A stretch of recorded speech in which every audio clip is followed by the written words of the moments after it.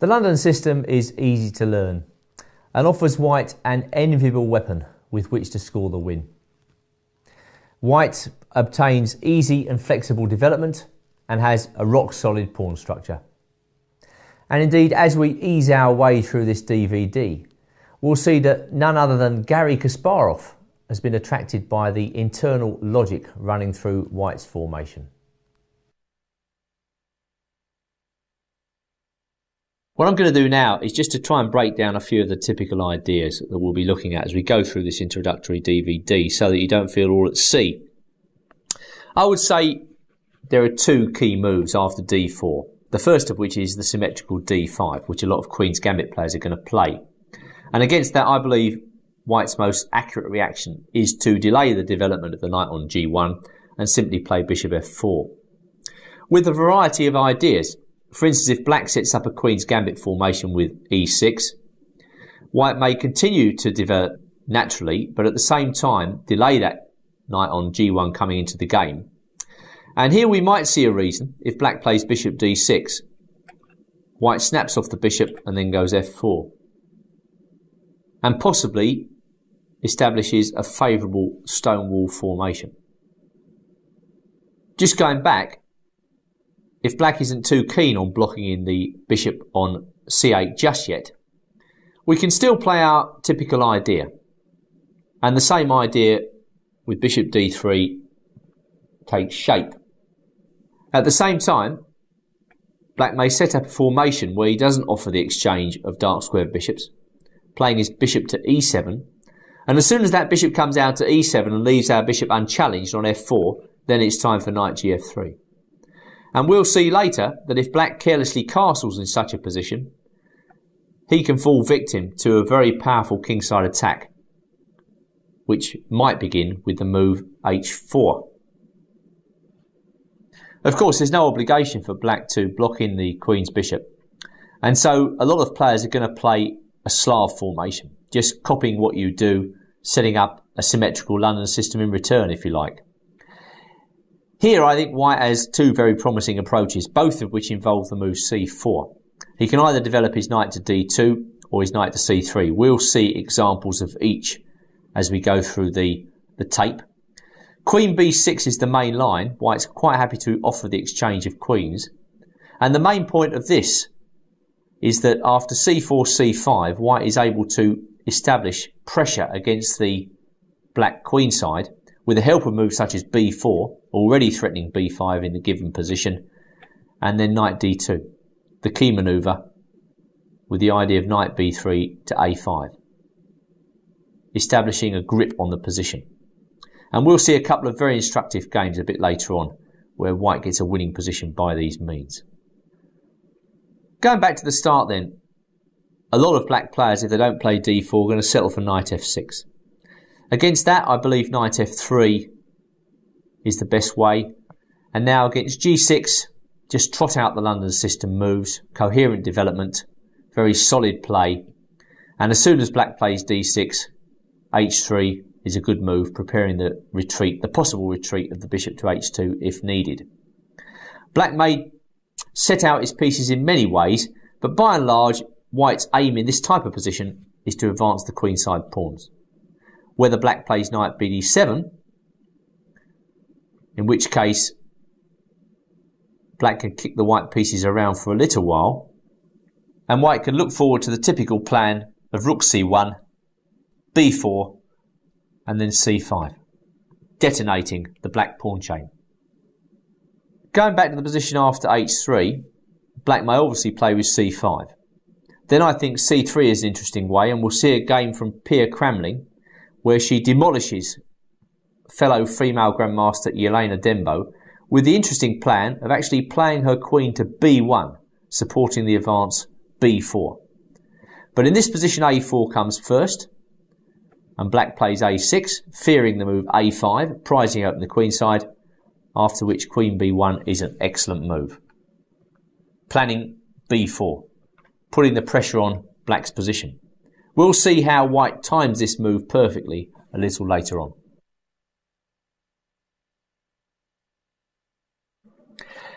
We're going to start with a little known game, but one which, as far as I'm concerned, is the ultimate seal of approval for White's opening idea, because playing with the white pieces is none other than Garry Kasparov himself.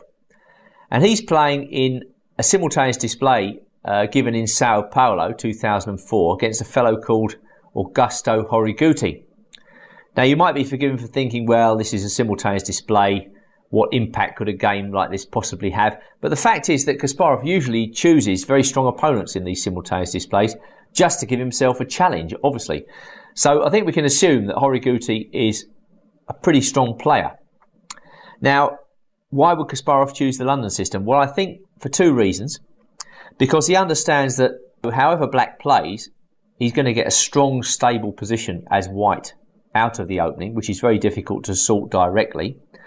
And then secondly, the London system gives White a clear middle game plan, irrespective of the variation that Black chooses in response.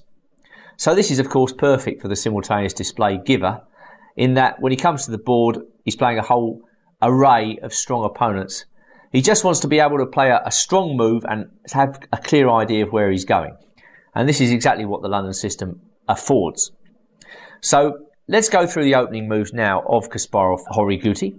And we see right away that White's system of play is very economical. He just brings out his pieces very carefully. The pawn structure is adjusted to suit the bishops. Both white bishops are not blocked in. And White will castle on the next move. Now, quite often in the London system, White plays an early h2 to h3. We'll see that Kasparov artfully delays this move until Black plays d6. There's no real point in playing h3 early on until Black has played d6 against the King's Indian setup. Because in general, after d6, Black is probably threatening to go knight h5. And this is why you would want to play h3, to give your bishop a retreat square on h2, nullifying the effect of knight h5. We'll see actually that Kasparov delays h3 for even one more move in this game, because, well, he doesn't figure that knight h5 was such a threat on the last move. But now the knight has come to d7, and Black makes it clear what he's going to do. He's going to basically play e7, e5. It's wisest for White to create that retreat square on h2 for the bishop. This is a very common idea in the London system. It occurs in virtually all variations where Black blocks the h2 to b8 diagonal. And so queen e8. Alright, now here comes the move which I think gives the London system bite against fianchetto setups on the king side by Black. Pawn up to c4. We'll see later on that White can play, if he wishes, pawn up to c3 in this position, but it doesn't have quite the same effect on the game, because in general White's plan in this position is to push the queenside pawns. We'll see the queenside pawns coming up the board towards Black's position, and eventually the move White hopes to play is pawn up to c5, which is going to open up the diagonal for the bishop on f4 and create pressure all the way down to c7. So c4 is an essential link in that chain. No time is wasted in the queenside advance. So the thing is, where is Black going to develop counterplay against this idea? I mean, he can't just sit there and let White strut his stuff on the queen side. So he's going to create counterplay on the king side in the centre, and thus e5 is the logical follow-up to both knight bd7 and queen e8. And of course White retreats to bishop h2, just getting the bishop out of the way. And now knight e4. Again, a move with two ideas. First idea is to clear the way for Black's f-pawn. It's traditional in the King's Indian defence to push this pawn to f5, which in turn gives Black space and attacking chances on the king side. So that's the first point in moving the f6 knight. The second point is that Black is slightly short on space in this position, so it makes sense to exchange pieces. And so with knight e4, Black is anticipating the development of White's knight on b1, whether to c3 or d2, and he's simply going to snap it off then. The idea is, with less space, exchanging pieces is a good idea. It gives your remaining pieces more room in which to move. So Kasparov figures, well, I can't really do without developing my knight on b1, I better get it out. and so black snaps it off. So all very logical play. Queen takes d2. This variation, to my knowledge, hadn't been played many times before, but there was a game, Yusupov versus Fuller, Esbjerg 1980, where Fuller played the immediate e4 in this position. White played knight e1. Black now played queen e7. And Yusupov played his knight to c2. Later on, he pushed his queenside pawns, as discussed. Going back now to Kasparov-Horiguti, black preferred the move queen e7. But again, white was able to develop his pieces very, very logically and coherently, just bringing the rook to c1. And as stated, his plan is to push the queenside pawns and eventually play the key break, pawn up to c5, which opens up a lot of prospects for the bishop on h2.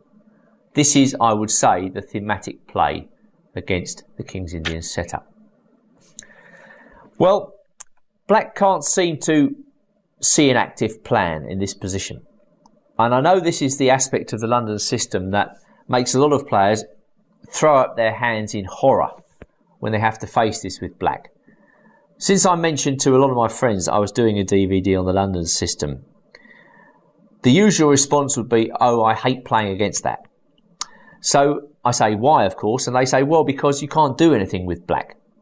And this is one of the great strengths of what white is doing. Okay, it might not set the house on fire in terms of dynamic play, but what it does do, it suppresses the opponent's counterplay.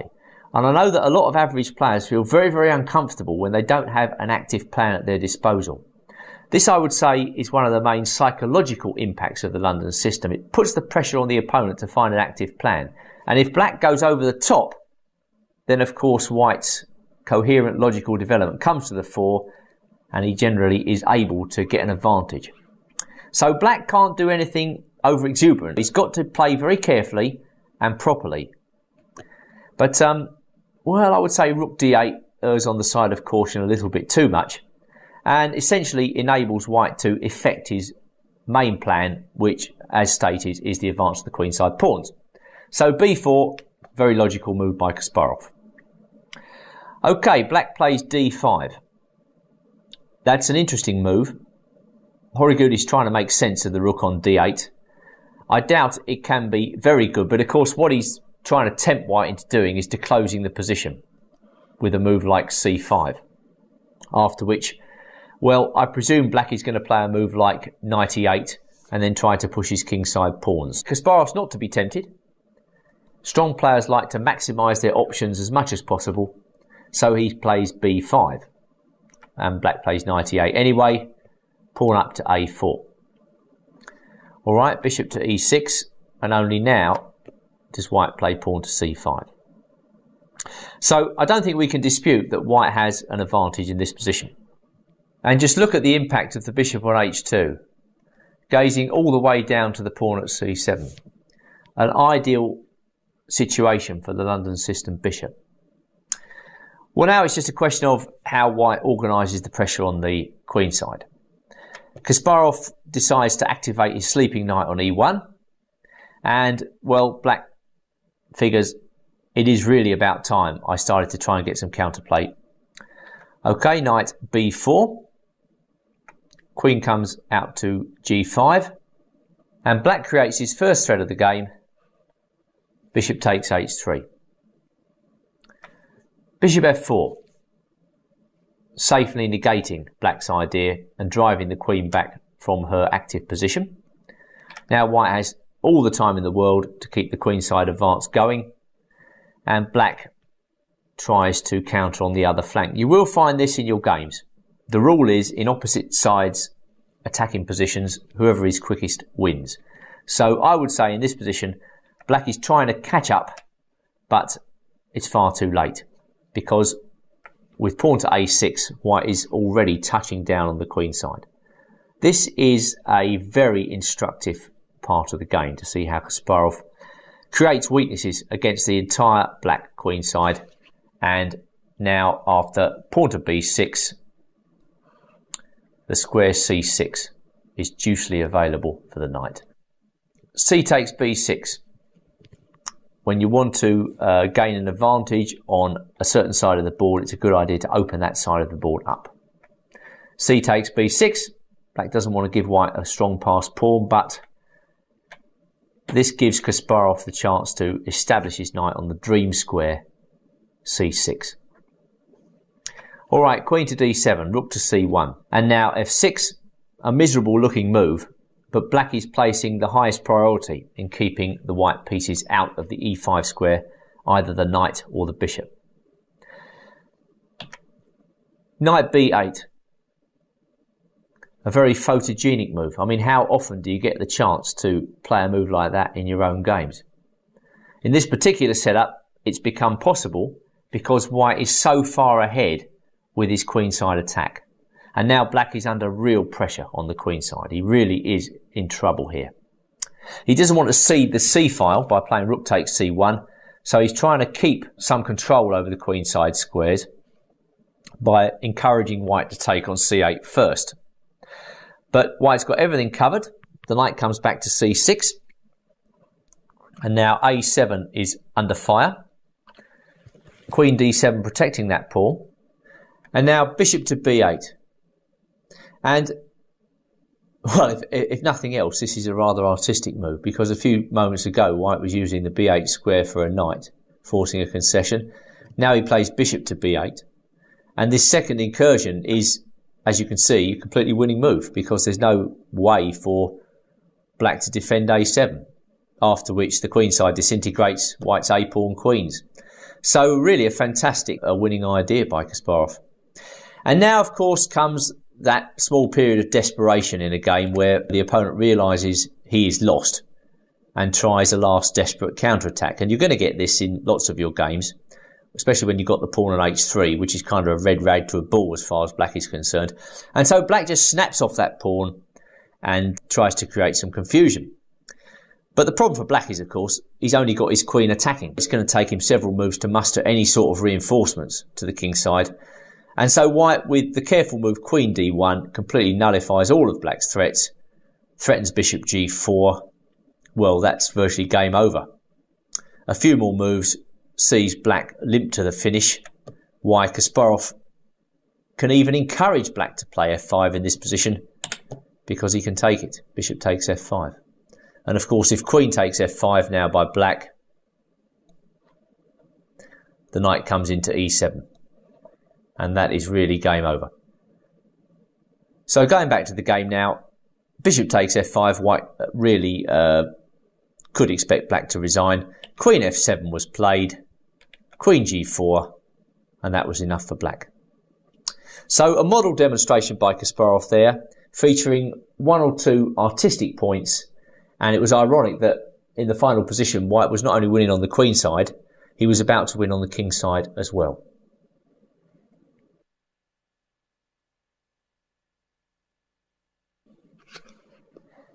Well, the second game I want to show you is a rather famous game. It comes from the Bogojno tournament in 1978. And here we see Boris Spassky playing with the white pieces. Again, a terrific endorsement for white's idea, white's opening system. And he's playing a guy called Enver Bukic.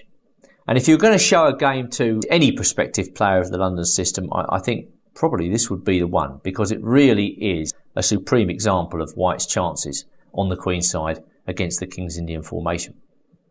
So the opening moves are a mirror of the earlier Kasparov game. And note Spassky's delaying the move h3, as Kasparov did. There's no need to play that move till black plays d6. Knight bd7.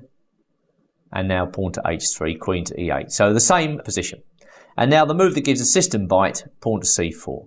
e5, bishop h2. So this is exactly the same as Kasparov Horiguti.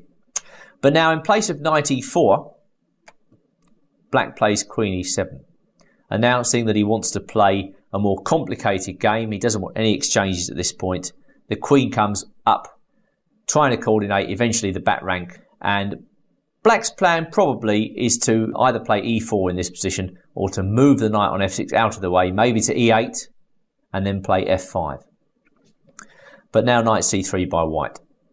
So whereas in the Kasparov game the knight had to come to d2, or black would have doubled the pawns there on c3, In this particular game, the knight can come out to the best square on c3. And now, in general, white is looking forward to advancing the queenside pawns. b4, and then maybe c5. Pressuring the black pawn chain there and opening up prospects for the bishop on h2. This is white's main idea. And bookish plays a very tempting move now, pawn to e4. I'm not sure this is the best move by black, but there's a lot of tension in this position. And it's a common characteristic of a lot of players. They don't like the tension maintained for a long period because it makes them feel very uncomfortable. So black is trying to resolve the tension, thus he pushes in the centre. But the main problem with that move, of course, it opens up the bishop on h2. And when c5 comes now with white, it's going to come very powerfully because the pawn on d6 and c7, they're pretty weak here. Well, knight to d2, rook to e8, trying to overprotect the pawn, and now knight to b5, and this is a very good move. Spassky alertly spots his chance to demolish the black queenside. Queen to d8 happened. I mean, that's not the ideal move here, but was there any other logical way for black to defend c7? I mean, he could have played knight b6, but knight b6 is on a lousy square. White would probably go c5 anyway. And now comes the point, if you like. Pawn up to c5. I mean, you must admit, this is a dead easy plan to remember. Opening up the bishop on h2. a6. And now Spassky reveals his idea. C takes d6. This was the main point of knight b5. Well, black's got to take the sacrifice piece on b5. But it turns out, when the smoke clears, that actually this is not really a sacrifice after all. Because for his knight, white has got 3 pawns. He's got a massive pawn majority on the queen side, 4-1. It's very difficult for black to disentangle his position. The knight on d7 is pinned. Black's got no counterplay. It's just a question of how white is going to break in this position. Start off with is knight c4 to d6. But for the moment, d6 is a very weak square in black's camp. All right, bishop f8. Knight c4. So for the time being, black has managed to cover the square d6. But as I say, white's got all the time in the world due to the fact that the knights are pinned up. And so queen to c2, just bringing the queen onto a better square, gradually improving white's position, is the right way to go. And black played queen to d5. Pawn to a4. Rook to e6. And now rook fc1. Activating the dormant rook on f1. Once again, posing black the question of what is he going to do in this position? Well, knight came back to e8. Queen to c3. Now, possibly in this position, b4 was possible. It's quite an interesting move. It doesn't look possible because black seems to be able to take this pawn with the bishop. But after that, rook a b1. Bishop comes back to f8. It seems as though black has just won a pawn, but the main idea is now that white can play bishop takes d7 here. Bishop takes d7. And now the main point of the whole variation, knight to b6. That was the idea in sacrificing that pawn in the first place. And well, rook takes b6 only move. Rook takes b6.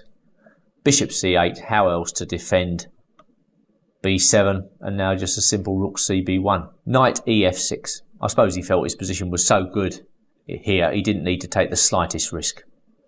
Knight comes to e5.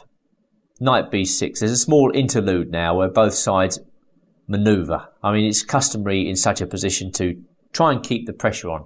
And if that means repeating the position once or twice, increasing the tension, increasing the pressure on the opponent, so be it. And this is exactly how Spassky is playing right here. Black's just defending, basically. Queen to b3. White's planning to advance with a5, slowly uniting eventually his queenside pawns. Rook comes to f6. So bishop takes d7, knight takes d7, queen to b5. And white's task is really eased by the knowledge that the exchanges, most exchanges, including the one on b5, are simply going to speed up the queenside advance. The pawn on c7 is a match winner. You just have to find the right way to exploit that. And so if black wants to take on b5 and reunite white's pawns, that's fine.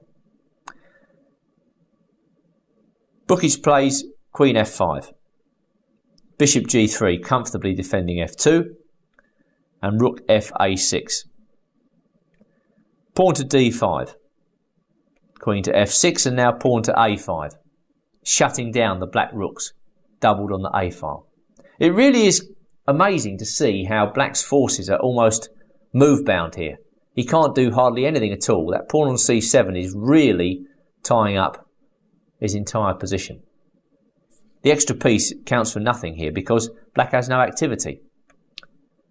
So pawn to h5, rather like Horiguchi before in trying desperately to create some chances on the king side there. Okay, he's forced a small concession, the bishop comes back. Queen to f5, and now rook f1. And that, to my mind, is a really excellent move, another excellent move. If we go back, let's try and determine why it's such a good move. Now, the rook on c1 does look very well placed, but the fact is, the bishop on c8 blocks the c-file for the time being.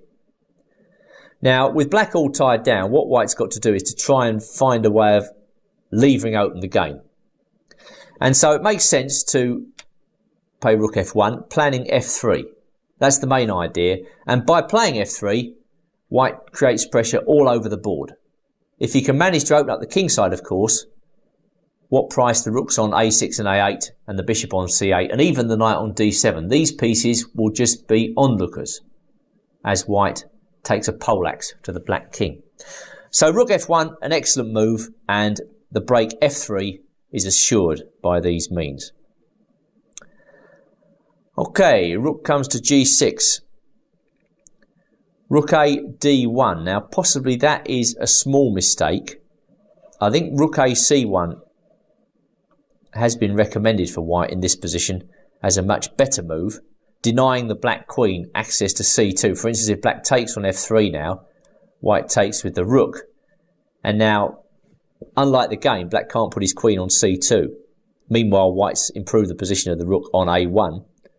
So, for instance, what would happen now? Well, black might play queen e4. Then comes pawn to d6. g4, basically, if black cannot break through to the white king now, he's toast. Rook f4, everything's protected. Queen comes back to e6. And now white tries to snuff out the black counterplay. Takes on g4. Queen takes g4. And now the bishop comes back to f4. With once again a clear advantage for white. He's a piece down, but black can barely move anything here. White can easily defend his king side. For instance, if he goes h3, well, let's see, can we not even play queen g5 check? That's one of the main ideas. The pieces come off, and eventually black's going to be powerless to prevent the queenside pawns touching down.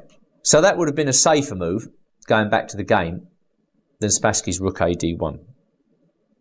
Okay, he takes, rook takes queen c2, rook d2, and now queen to c3. A reciprocal mistake by Bukic, because in the bulletin after the event, it was mentioned that queen b1 check is actually a much better move here. And the main point of that is that when white plays rook f1, black can take on b4, and things are not so clear anymore. Because after rook b2, black goes queen c3. Pawn to d6, rook to a6, e4, queen c1 check, rook f1, queen c3, queen d5. It's much easier for white to improve his pieces than black.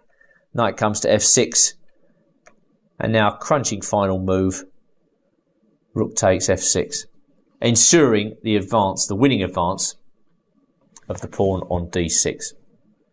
So although there are a few glitches towards the end, this is an excellent demonstration of how white may break through to black's queenside in the London system. Well, we've seen Kasparov and Spassky using white so far.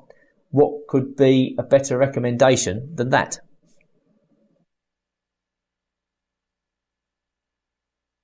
The third illustrative game features Grandmaster Vlatko Kovacevic from Yugoslavia. I would say he's the only Grandmaster who uses the London system and has used the system frequently and commonly over a period of decades for the white pieces. He's won many key games with this system.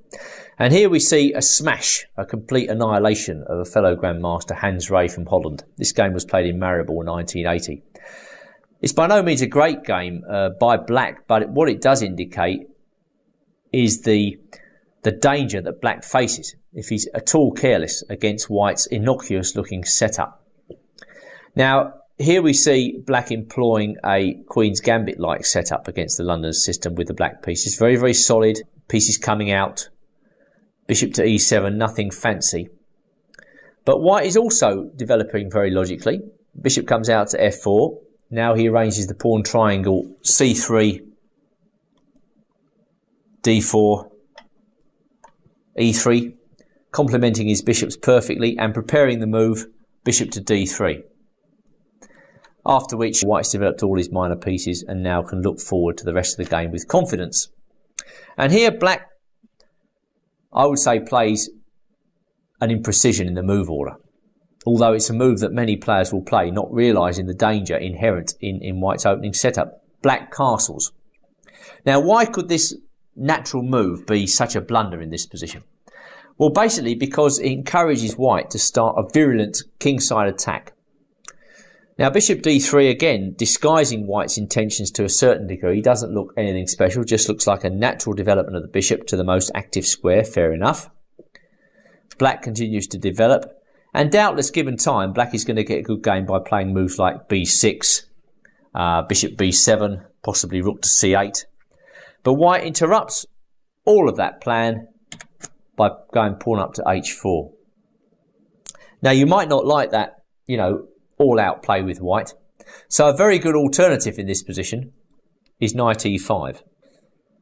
Restricting Black. If Black takes on e5, White's very happy to take with either the pawn or the bishop.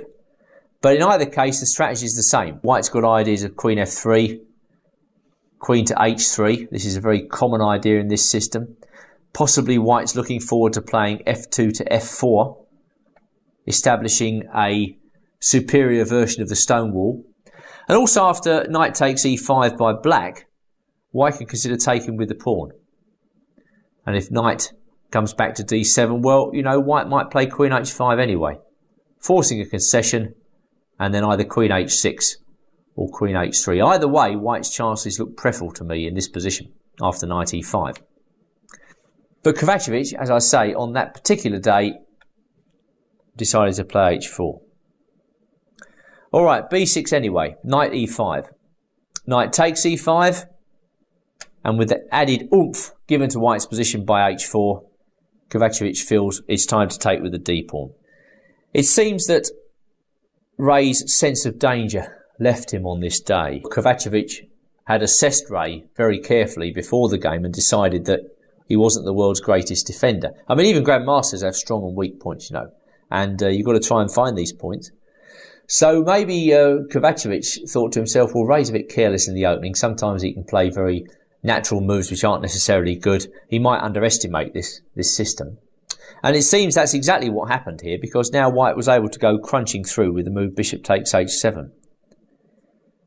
Of course, when one plays such a move, one would normally be able to follow that up with knight to g5 check, followed by queen to h5.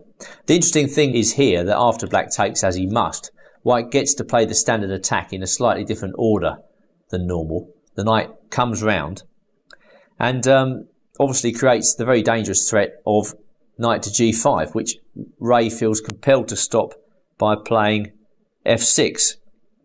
There may have been better defensive moves for Black there, but his position is most unenviable. I think a lot of players would go the way Rey does in this game, simply going down to the natural attack. They can't see what to do. They hate their position. They play bad moves as a result. And so it's very easy to put them away. And it turns out that f6 did not stop knight g5 after all. In fact, this is an incredibly strong move. And Black must take. Now White takes, revealing a further point to h4. I mean, it really is quite simple. White's threatening g6 followed by mate on either h7 or h8. Rook f5, making room for the king. Queen h7 check, getting out of the pin. King f7. Well, black could try king f8 in this position, but unfortunately that move loses immediately to the intermezzo queen to g6, threatening rook h8 check, and of course if king back to g8, queen takes e6, rook to f7, g6. It really is very, very simple to play the attack here. White's attack runs on oiled wheels. g6 check, everything comes with tempo. Queen takes g7. And now the pawn on g6 suddenly becomes a game-winning pawn in its own right. Whereas before white was only threatening mate, only I say, so black can probably defend against one idea. Here white's got two ideas. He wants to threaten mate and he's also threatening to queen that pawn. And it turns out black's position is so jammed up he can't defend against the twin threats. So bishop f8. Well, what else did black have? Well, he can put either his rook or his knight on f8. After rook f8, it's very simple. White plays rook h8, threatening queen to f7, checkmate. Black may try knight f8 instead. Queen comes to h8. Black does a runner. And it really is very simple. The g-pawn is just queening after the most easy sequence in the world. So back at the game now. Bishop f8 was played. Queen h8. Rook g5, desperately trying to stop the passed pawn. Queen to g8. That's a move that could be missed. But queen f7 mate is a threat, as well as queen takes e6. And if black plays queen e7, then simply bishop takes g5. So knight takes e5, a last desperate throw of the dice. Bishop takes e5. So king d7, rook h8, bishop b7, queen h7 check. And in this position, black decided to resign. g7 comes next. So I think we can see this game in two ways. We could see it as just an annihilation. He didn't really understand the position. He got smashed as a result. We could also see it as a very logical continuation of White's very coherent opening play. Simplicity, not blocking in any pieces, quickly developing the remaining pieces, and then noting black's small imprecision castles, which, let's face it, a lot of players are going to make, then comes crashing through with h4 and the Greek gift sacrifice on h7. A sacrifice which, as it turned out, black was powerless to stop. I mean, the fact that black maybe could have defended slightly better in the middle is, to my mind, irrelevant. What white is setting the scene for is a black mistake, and that's the way you win chess games. Well, we now turn to that part of the DVD where we consider black's most common responses to your opening of the queen's pawn. I mean, 50% of the time he's going to play d5. Most of the rest of the time he's going to play one knight f6. And so it's as well to know the game plan after both these moves. Now, the next game we're going to look at is a game between Moldovanenko and Butsenko. It comes from the Odessa Championship in 2001, and it's an excellent example of how white establishes a superior opening formation against this particular black setup. Now, of course, in this game, Butsenko plays 2e6. Another move worth consideration from black's point of view is c5. The main point of which is to open up vistas for the queen, and notably queen b6 might become a possible threat. Anyway, white is not too bothered by that. He plays e3. This is the game Dresen versus Bischoff, Germany 2005. And Bischoff takes on d4. Of course, black can play the queen out to b6 in this position. Not especially effective due to the excellent move knight c3. It turns out that black hasn't got enough time to take on b2, because then simply knight takes d5 is very strong indeed, threatening all sorts of ideas on c7 and rook b1's, threatening the queen. So perhaps that's why black takes on d4 in this game. But white quickly builds up a very good position with simple moves. Actually, we've transposed to an obscure variation of the Caro-Kann, an exchange variation where white played bishop f4 early. Not at all bad for white, and in fact white has been winning quite a few games with this system in recent master play, mainly I think because it's very easy to understand. White just develops his pieces, he castles, he's got a clear plan of playing his rook to e1 eventually. Here Drayson feels the top priority is to try and expose black's pawn structure, and with very, very simple means builds up a pretty good position. And now queen to d2. White must be at least slightly better here due to the punctured black kingside. But in Moldavanenko versus Butsenko, just going back, black played e6. Now comes e3, knight f6, knight d2. And here we see white setting up the familiar pawn triangle.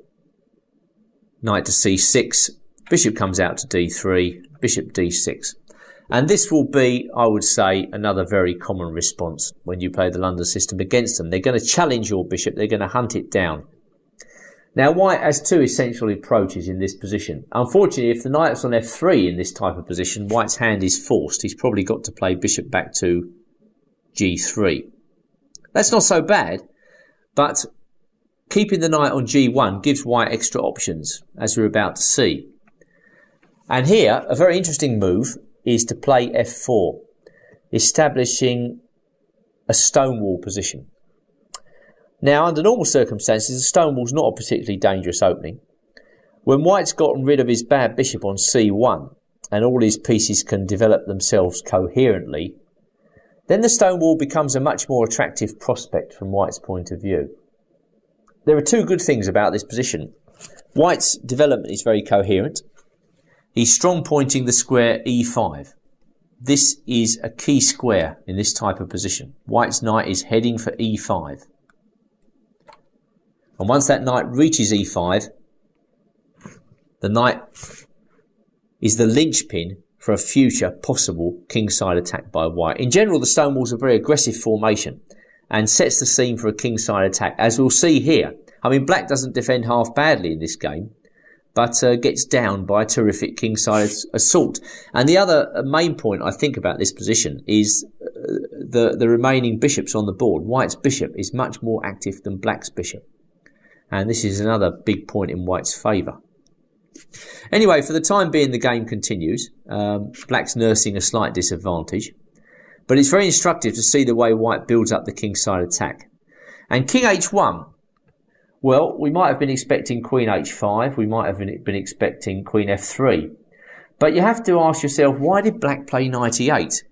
And the main idea behind this move is I think that black wants to play either f6 or f5, trying to blunt the effect of the bishop on d3. So white is anticipating that move when he plays king h1. And should black play f5, then white is looking to lever open the position with the help of the move g4. So king h1 is a natural precursor to that move. Rook g1 follows, then g4 maybe. So king h1 is an interesting move. Okay, black doesn't like the idea of white playing g4 and plays f6. But now comes the queen out to h5. Very easy to play this move. g6, very natural defence. Queen comes into h6. And now black plays his knight to g7. Possibly threatening to hassle the white queen with knight f5. So g4.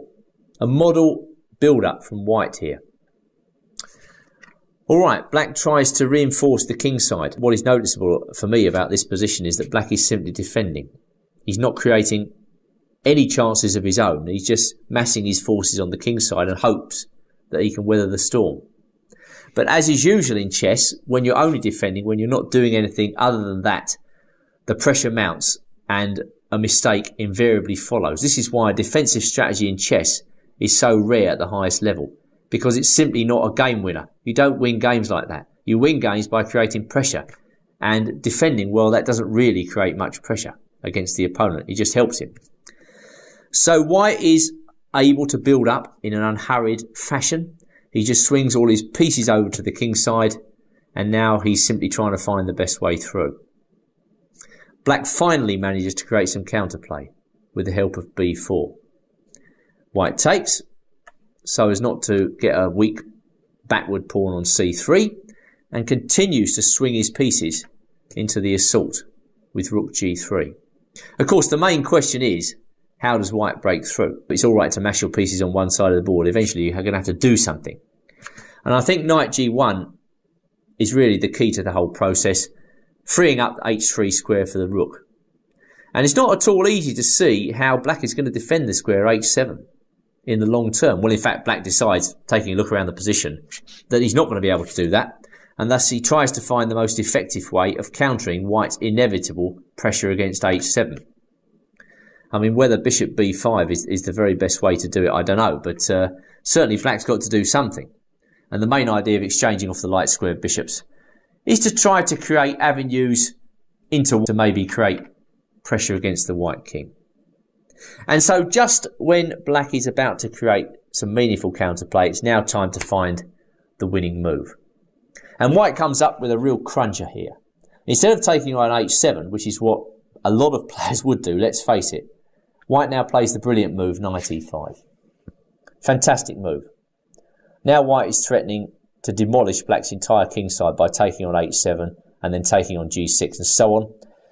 Knight e5 also prevents the black queen from coming into d3. So two things with one move, black must accept. But after f takes e5, we now see that white is threatening mate on the move. Well, it's virtually unstoppable unless black re-sacrifices his piece, which he has to by going knight ef5. But of course now we see that white has very successfully opened up the position. He's found the key to opening up the game. His next move is also very instructive. I mean, white can take on f5 whenever he wishes. Rook h6, and suddenly black is completely demolished. The counterplay comes too little too late. It really is much simpler now for white to play this final attack. Everything falls. Well, black can virtually resign this. I mean, he played e takes f5. Let's just see. He could try queen e4 check, but then just rook g2. And white is crawling all over black's king. So going back to the game now, g takes f5, e takes f5, and then very simply queen h7 check concludes proceedings. A check on f6 will follow, the knight will drop. Nothing left for black other than to resign. So another very powerful demonstration of the kingside attack by white, encouraging for all of us. You know, that's how the white position can respond in the right hands with the right treatment.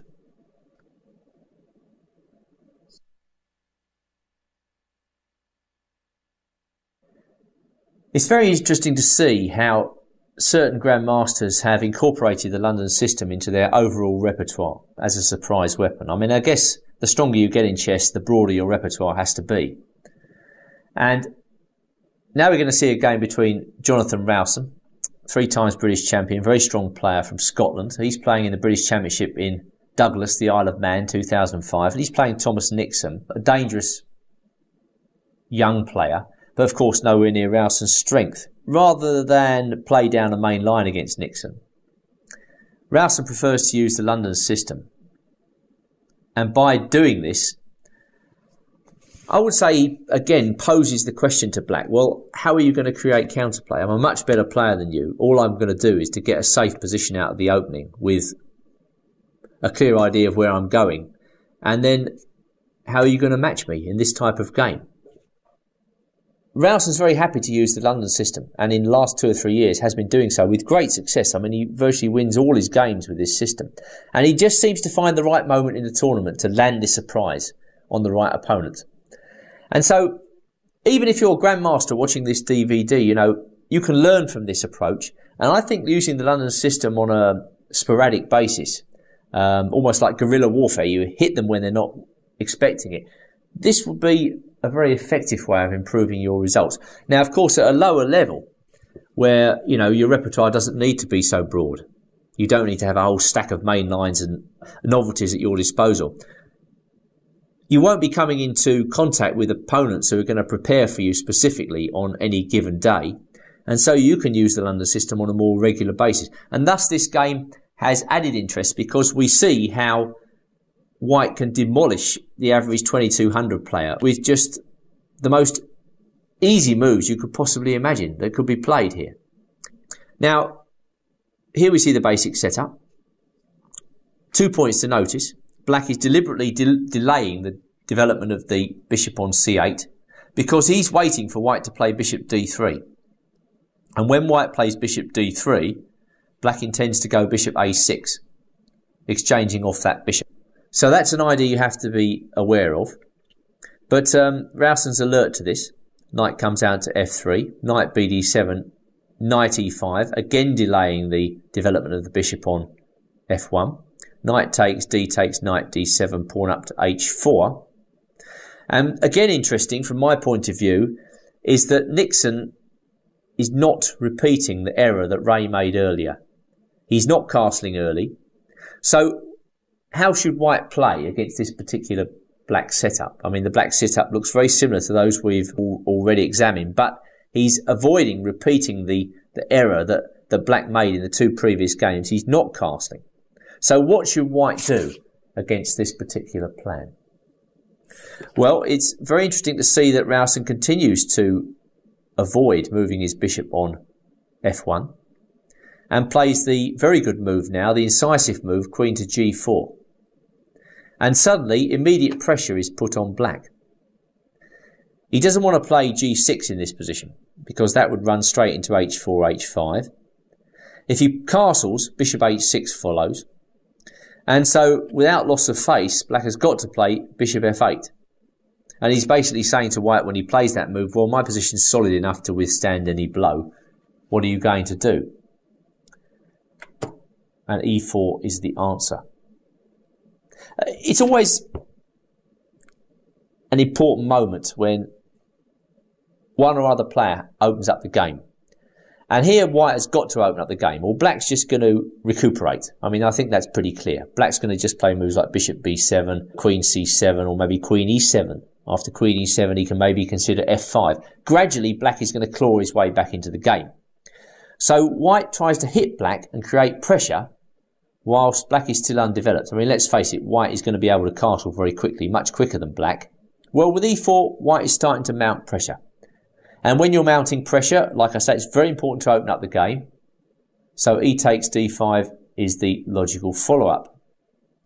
E takes d5, and only now, when black has moved that bishop on c8, does Rowson develop the bishop to d3.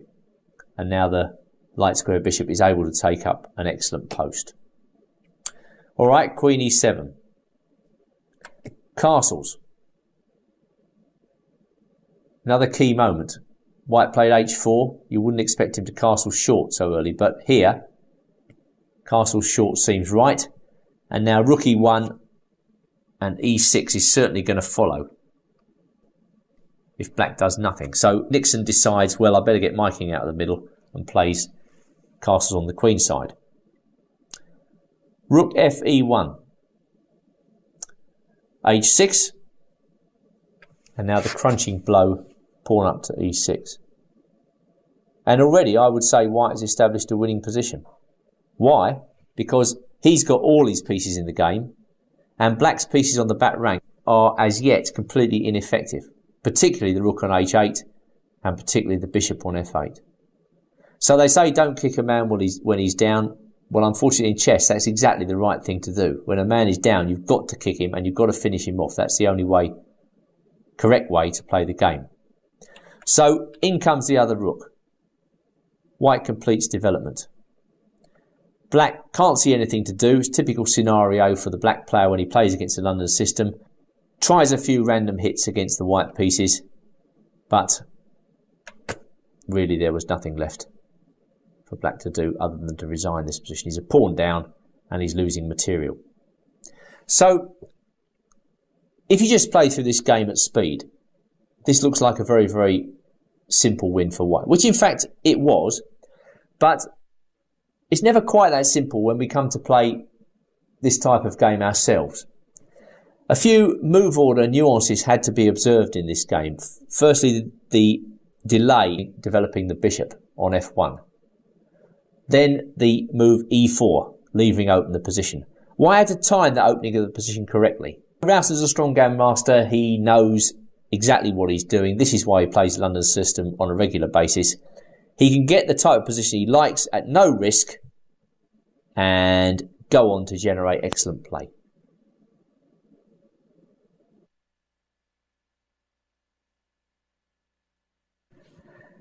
Now it's a fact that the Slav defence has become a very popular response to the Queen's pawn, and Slav defence setups, that's to say where black plays with d5 and c6, are very, very common against all flank openings. So when you play the London system as white, you can expect to have either a symmetrical setup like the one we see before us, or something with c6 chucked in, played against you very, very commonly. And you have to know how to play against this particular setup.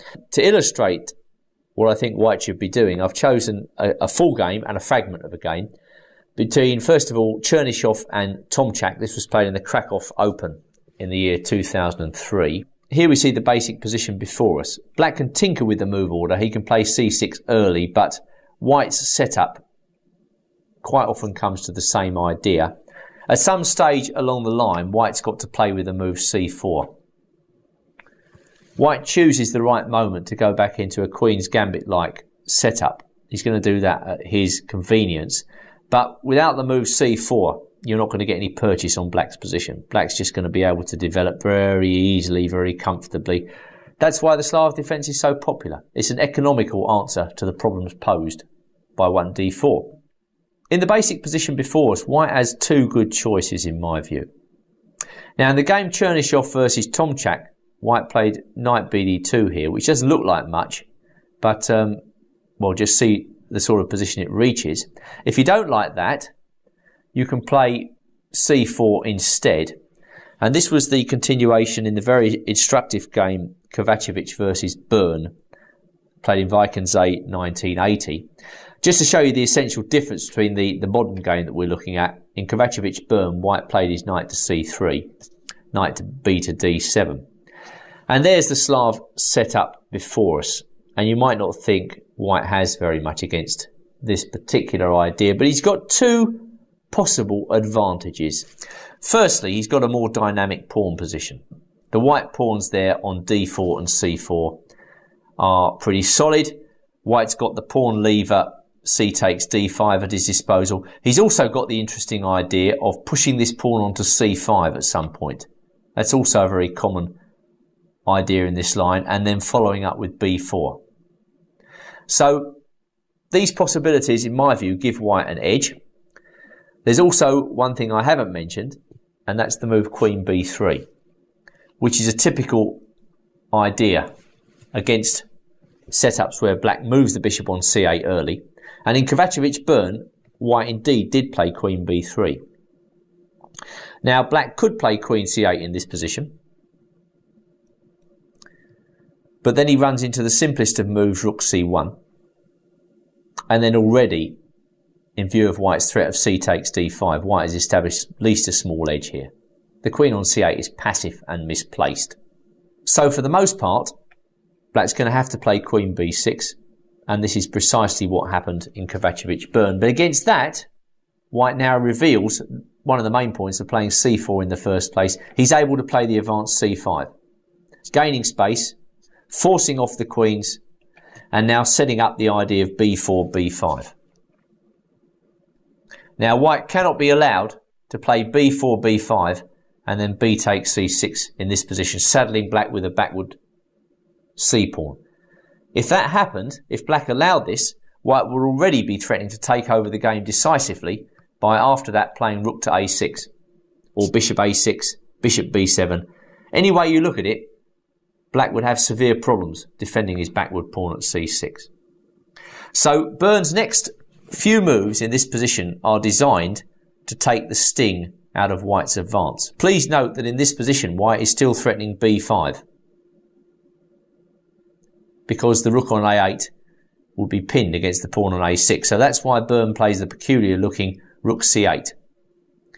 But now Kovacevic plays in a model fashion for this line. Firstly comes h3, not only creating a retreat square for the bishop, but also threatening to expand on the king side by playing g4. And white should not be too worried about playing this expansionist idea because, well, white's king position is perfectly secure. The queens are off, there's no danger of getting mated, the black pieces are passive. So why not gradually improve your position?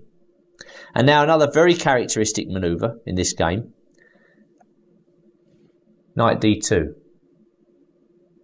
If there is an Achilles heel in the black pawn formation, it must be that pawn on b7.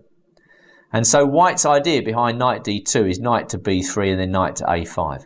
And this is a very awkward idea to meet, because there's no easy way to defend that pawn on b7. So very cleverly, Kovacevic is juggling with the moves here. And move by move, he's gradually improving his position. Whereas black, once again, is being forced into a position of defender, only defending. And as we've said, this is more or less a game-losing plan. I mean, just look at those miserable moves. Don't forget, at the time this game was played, Robert Byrne was one of the best players in the United States. He'd fought for the quarterfinals of the Candidates Tournament against Boris Spassky, one of the world's best players in effect. He's being forced into these miserable moves. And now another interesting move by white, pawn to f3. This really is a model demonstration of how to play these positions with white. And now what, of course, black has to do is somehow to get the move e5 in. I mean, this is the only way black is ever going to get any counterplay in this position. Other than that, it's a pretty miserable defensive task. You're just waiting for white to break through. Byrne's next move is pretty abject, but what do you suggest? It's very difficult to defend against white's idea of sacrifices on c6 or b7 in this position. So rook e8 and bishop f8 was obviously judged as too slow. Byrne goes on to full defence. King d2. Unhurriedly, white strengthens his position. He sees there's no way for black to prevent the sacrifice on the queen side that's coming up. So he gradually makes his position better and better. b6. That was the point of rook c8. It wasn't just a passive rook move. Black must try to do something. Bishop takes a6. A beautiful move. Eventually that move had to come. Either that or some sort of sacrifice on b7, followed by bishop takes a6. Rook takes a6, and now knight takes c6. Breaking through on what looked like an impregnable black queenside position. Well, there's no move. I mean, if rook takes a1, knight takes e7, check. So rook takes c6, rook takes a6. Black more or less has to go back. Rook ha1. B takes c5, a nice little intermezzo there, rook a8, rook f8, and now b takes c5, with a winning position for white. Simply because the rooks are coming off, and then it's very easy to understand that these pawns are just going to come all the way down the board. Black has no counterplay against the king, and Kovacevic went on to win this game. But this is an example which you have to look at time and again, in my view, because it demonstrates perfect piece placement by white and the execution of a well-conceived plan. Going back now to Chernyshov versus Tomczak. White chooses knight bd2. And after having seen that previous very impressive example, you might wonder, well, why should white ever choose this move when he can go c4, knight c3? Well, Chernyshov shows that there's more than one string to white's bow here, because again he goes through with the move c4, and queen comes out to b3, queen to b6. It's remarkably similar to the last game, except that in this case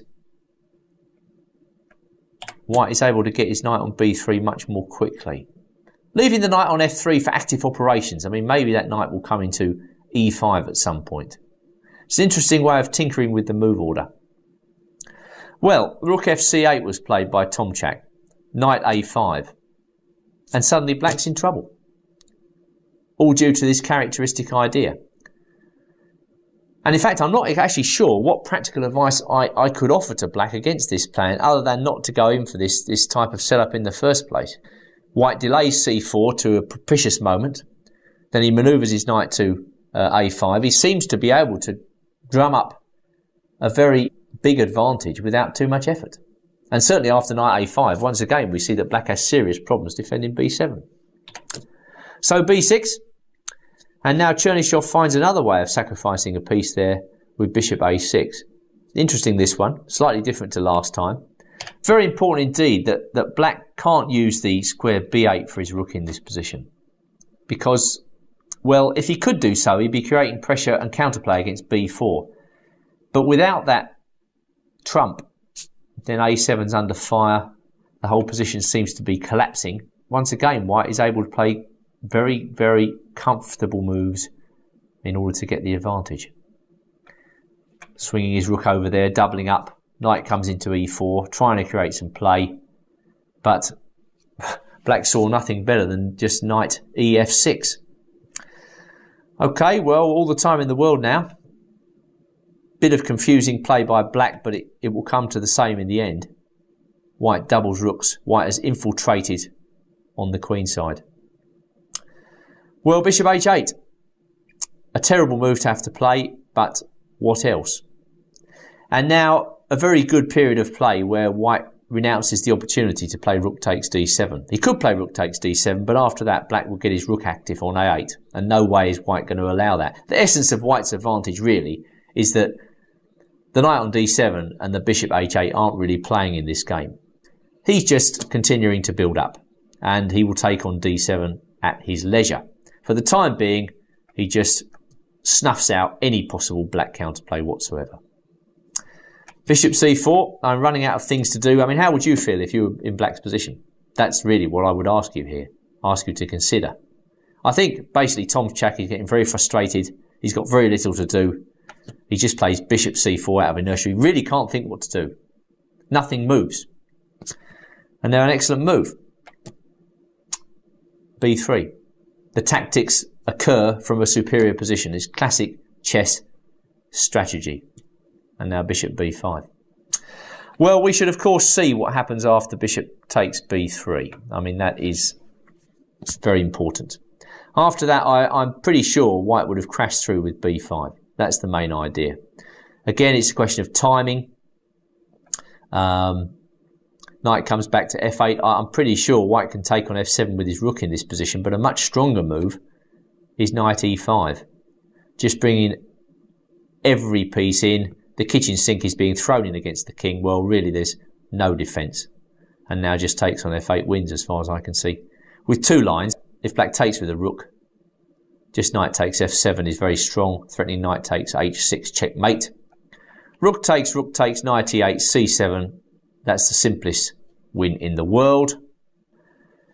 And just going back now to the position after bishop takes f8. If king takes f8 by black, well then I think knight takes f7 again. Stronger than rook takes f7, though that probably wins too. Rook takes c6, rook b8. It really is very simple, and now just take on h8 with a decisive material advantage on top of everything else. So going back to the position after b3 now. That's why bishop b5 was played. Rook c7. If black had only a few moves before, he's got even less moves now that he can't use a c4 square. He's really running out of time and position. Knight comes into e5, exposing f7. f7 goes. Bishop must go back to that terrible square. And now, once again, white has all the time in the world to craft a breakthrough. It was essential throughout this game that black was not able to activate his rook. That's the main idea. Note that rook on a7. Solid as a rook, preventing black's rook from coming into the game. So now, you know, f4. I mean, it really is game over. Black can do nothing. And now rook f6. I mean, that's not a move that would occur to everybody at first sight. But we're coming to that type of position where white's got to find the winning idea. Well, the knight on c3 and the bishop on b5 aren't playing, so rook f6. And what is black to do? I mean, if he takes on f6, where he takes f6, threatening f7 check, rook f8, rook g7 check, king h8, bishop takes f8. Utterly convincing. And if bishop d3, as was played in the game, then f5. A breakthrough prepared with the move f4 a couple of moves beforehand. Bishop takes f6, e takes f6. It's exactly the same thing. Black decided to resign. Another excellent demonstration of London's system dynamics from what looks like a very innocuous position.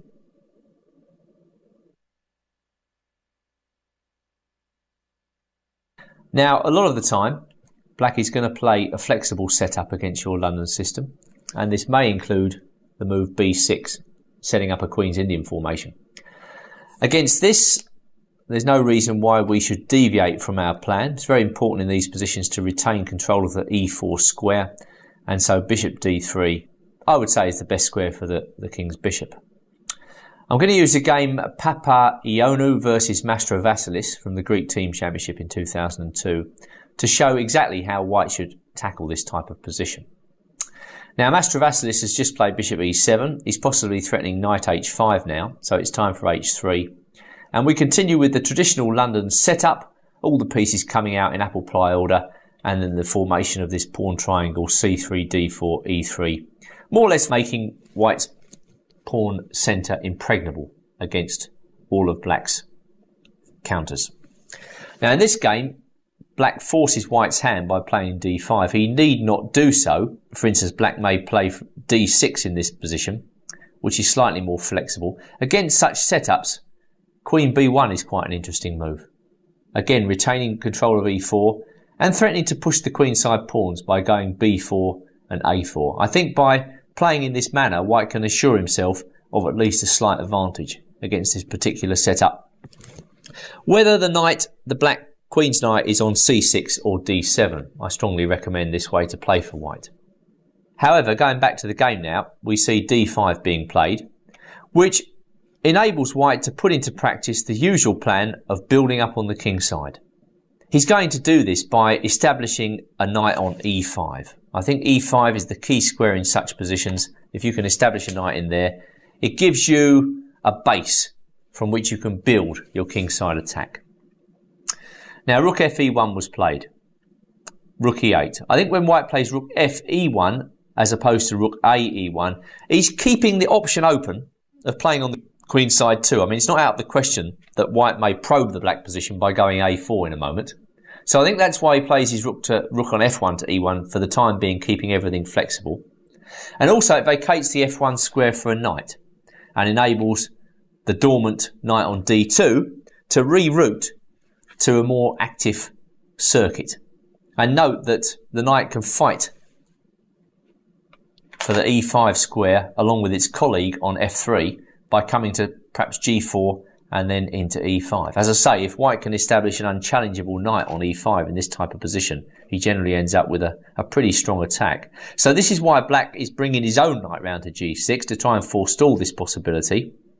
But in the end, no matter how many pieces black puts on e5, white can always outmatch him. And so this is really a key moment in the game. What should black do now? Well, he elects to take on e5 with his knight on c6. I think this is what a lot of players would do. It opens up the bishop on b7. It keeps the knight on g6 for defensive purposes, and it enables the bishop to come to c5. But what it doesn't do, of course, is alter the balance of forces on the black king side, which is actually heavily in favour of white. And now with h4, white sounds the charge. Maybe h5 is coming, and maybe knight g5, stuff like that. Pressure against h7 and f7. So black voluntarily retreats. A scorched earth policy, getting out of the way of white's coming attack. And now, seeing nothing concrete, Papa just centralises his queen's rook. And of course, it's visible to the naked eye that whatever advantage in this position there is must lie with white. And white has full development. He's got active counterplay in the centre with knight d4. He's got chances against the king side. All his pieces are well placed. Meanwhile, black is somewhat passive and faces an uncomfortable defensive task. But queen c8 is a move in the right direction, enabling bishop a6, which in turn exchanges off one of white's potential powerful attackers. Well, of course, white doesn't want his bishop exchanged, so that's why he steps aside with the queen, enabling to keep the bishop against bishop a6. And a6, the bishop on a6 looks impressive, but you know, it's shooting blanks down an empty diagonal there to f1. It really is an unimportant diagonal in the context of the position. Well, rook a7, hoping to defend along the second rank. h5, continuing to build the attack. And now knight to d4. So like before, white was trying to establish a knight on e5. Here, he puts his other knight on d4. What does that do? Well, I think it improves the communication in the white camp. It puts the knight on a pretty impressive square, threatening knight c6. And it also helps white to get his rook into the game. I mean, you never know. That rook might come round the corner and suddenly start to assist in a direct king's attack. So many things with one move. Well, black had to defend against knight c6, so rook c7. In comes the queen. And now white brings his knight back to f3, possibly threatening bishop h4, and then bishop f6, who knows? So black decides to stop that once again. The queen inches across to a good position, and now white brings his knight back. Now I think there are serious dangers to black involved in moves such as rook e3 to f3, and maybe even f4 to f5. It often boils down to a question of pawn levers. When you can't open a position using pieces, you use your pawns to help you.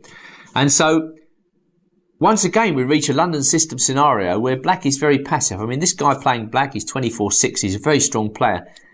He's found himself in an uncomfortable defensive situation against what initially looked like something very innocuous. But white has been able to establish a very strong attacking position. How does he take things on from here? Well, the first step is to continue to improve his position. f4, f5 is the eventual aim, but it's interesting to note how long it takes white actually to effect this plan as the game continues, because black is able actually to fashion a pretty robust defence. Well, just going back, was queen g5 a threat? Maybe it was. So white takes that idea away from black. The bishops come off, and now once again queen g5 rears its ugly head as a defensive move. White plays f4. It's interesting to see how, once again, white has organised the pawn formation to his satisfaction. The bishop on b1 is an absolute giant, and the pawns on e5 and f4 cover important dark squares. Everything's doing its job in this position, and black once again is very, very passive. Okay, well, reinforcements as a prelude to f5 perhaps. Black tries to take the sting out of an impending f5. White is completely unhurried. There's no rush in this position. He can play f5 as and when he pleases. The most important thing is to keep the pressure on black, to keep black guessing. A direct assault, white judges in this position, is not going to win. I'll just keep building. Keep putting the pressure on. Maybe the time control was coming up. It's moved 38. You never know how short black was of time. He's still got to continue to find good moves. Whereas white can build up at his leisure. Maybe white was in time trouble. Who knows? It's the usual case that you don't start decisive action when you're in time trouble until you've successfully negotiated the first time control. And here we see move 41. White plays g4, goes into action. Well, as I've stated many times before, f5 is the aim. And there's no way in the long run that black's going to stop it. I mean, he can manoeuvre to his heart's content, but he's just not going to be able to stop that move. And it's interesting to note that as soon as black tries to do something meaningful, or tries to lend some sort of weight to the defence against f5, his position goes quickly downhill. I mean, maybe black could have just, or should have just waited, because they know if they're just defending, this is a losing game plan. So what you've seen is that black's played g6. Okay, he's improved communication along his second rank. The rook's able to come to the defence. But there we are. White could not be stopped from playing that move. And of course, once it comes, it's completely crunching. f5, opening up the game at the right moment for all the white pieces. Black tries to exchange the queens. White is very happy. Look at that passed pawn on f6, throttling black completely. It's not a simple question of the passed pawn either, because now comes rook h3. The problem with this position from black's point of view is that if he goes knight f8, the simple knight f3 is a match winner. And black has no defence to knight takes g5 check, with carnage to follow. So going back to the game now, rook h3, it didn't last much longer. Knight takes f6 was played by a rather desperate black player. And now rook f3. A nice way to finish a very well played game.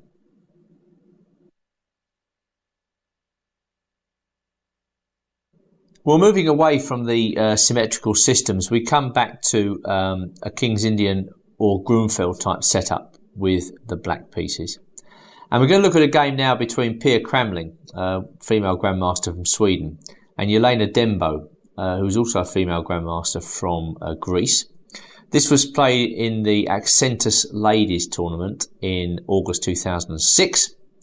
And whereas in earlier games we saw black building up with the move e5, here Dembo plays c5, and it's as well to know what to do against this move, because again this will be a pretty common way for black to play.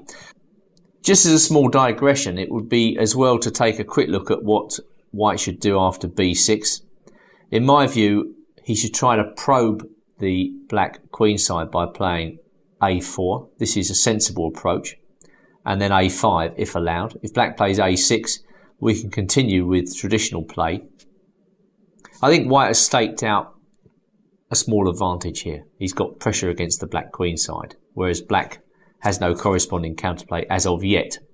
White gets in first, must be slightly better.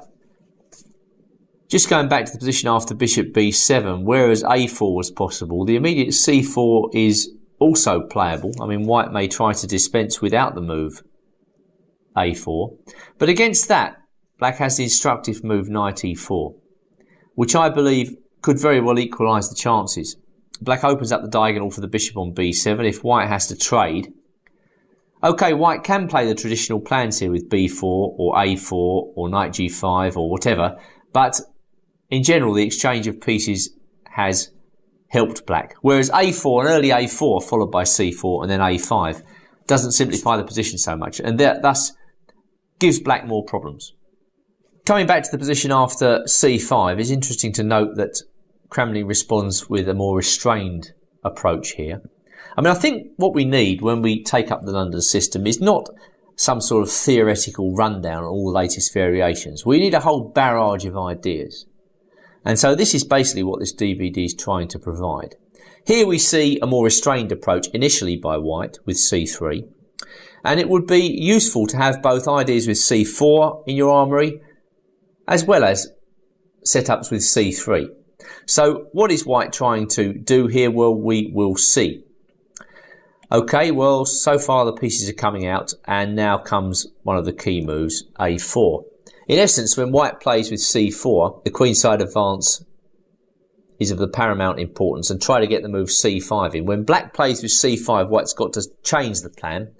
And so here we see a4 trying to find another way into the black queenside. a6, intending to answer a5 with b5. And now queen b1. I believe I mentioned this move earlier. White is looking forward at some point to play b4. Of course, white's got to be a bit careful in this position because she can't play b4 immediately due to black's idea of knight to d5. And this is a key response. You've got to watch out for that with white because that exposes the bishop on f4 and the pawn at c3, particularly if white had played b4. Then the pawn at c3 will be unprotected.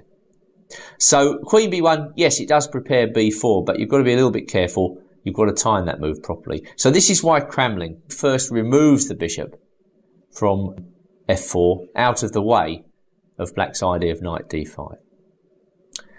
All right, well, both players developing their rooks there. Queen comes to b8. And now pawn up to e4. So that is another interesting move. And you might ask, well, why does white put her rook on d1 in this position as opposed to e1? Well, I think it's kind of a prophylactic move, rook d1. I mean, it's not clarifying white's intentions for one thing.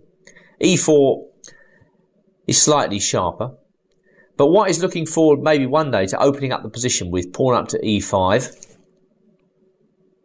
which could very well be a threat immediately. Or maybe d takes c5 somewhere. Then the rook on d1 would be well placed in either case. However, black decides to preempt this plan by going e5 and encourages white to block the position. Now, black's point is that now she wants to launch a typical kingside attack by playing f5. But again, black's got to be very, very careful in this position how she times her pawn levers. If she plays f5 immediately,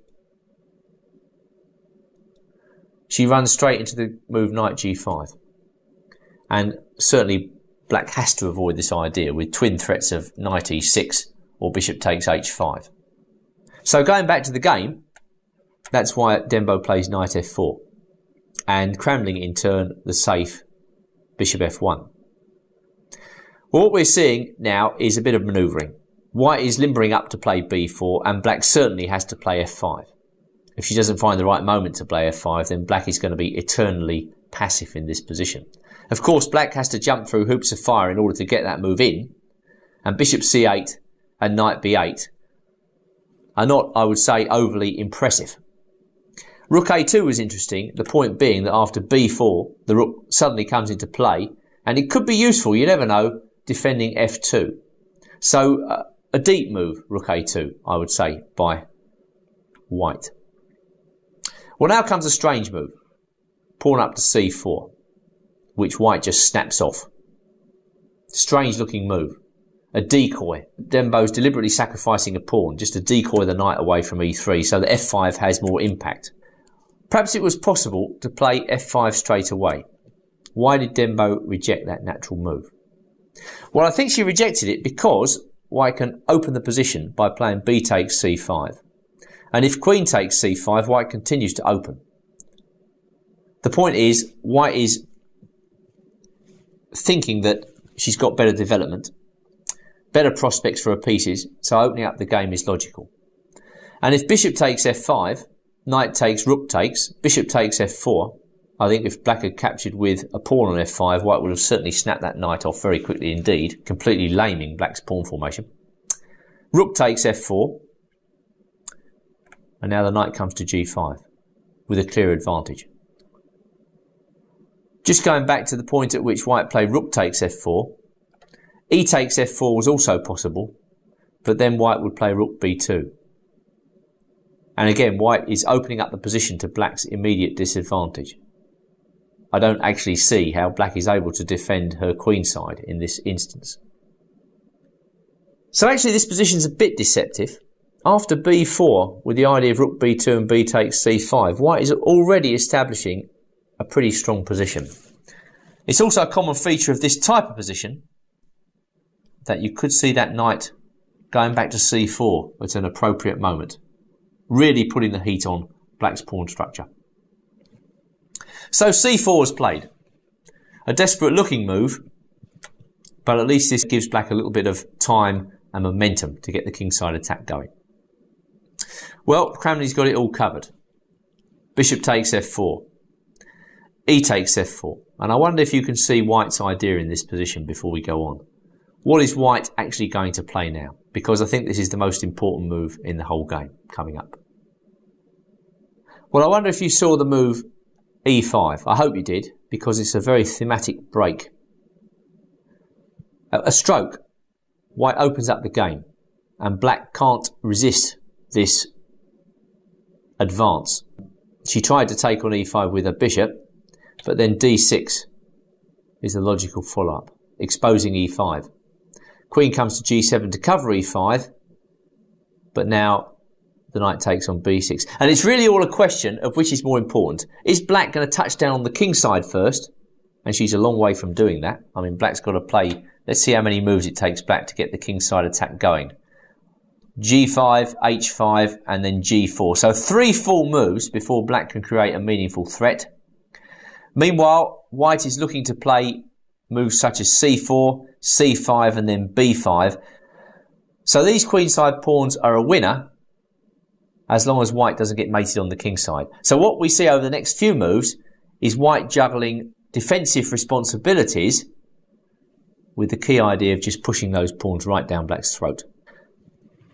Alright, bishop e6, c4, knight c6.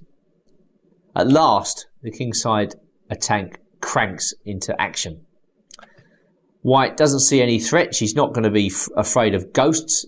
She just pushes those pawns. g4, we're coming to the critical moment. Queen e4, a very powerful centralising move. To an extent, calling black's bluff. What have you got to show? If there's nothing in this position, I'm just putting my pieces on perfect squares. And I'm already threatening your knight on c6. g3. Dembo knows that the game's positionally completely gone. What she's got to rely on here is checkmate. Queen takes c6. The good player does not get bluffed. They have the calculating ability to see through the position. Cramling has recognised that she can escape with the cold-blooded move, bishop c4. It's really remarkable that after queen h2 check, black doesn't have anything against the white king here. I mean, you would think with black's concentration of force on the king side, she'd be able to muster some attack. It turns out that all the tactics are working for white. Well, of course, that stems from better placed pieces. In the game, black tried bishop takes c4 check. Going back, of course, f3 is a critical move. And the idea is that after bishop takes e6 check, black goes king h8, leaving white to wonder about the threats.